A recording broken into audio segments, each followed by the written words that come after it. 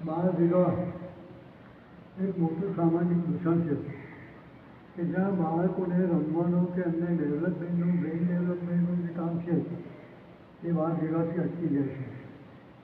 જે બાળક પોતાના ઘરના વડીલોને પૂરી રીતે સમજી શકતું નથી, પોતાના વિદ્યાર્થી સમાજને સમજી શકતું નથી, એ બિલકુલ બારોબાર અજાણી જગ્યાએ જાય છે ત્યાં સમજવામાં એને ઘણી તકલીફ પડે છે. ત્યાં સમજવામાં એને એડજસ્ટ થતું નથી. એ પોતે સમજતું નથી કે વિવાહ શું છે, લગ્ન શું છે, સંસાર શું છે, એનું એને કોઈ પણ પ્રકારનું જ્ઞાન છે નહીં.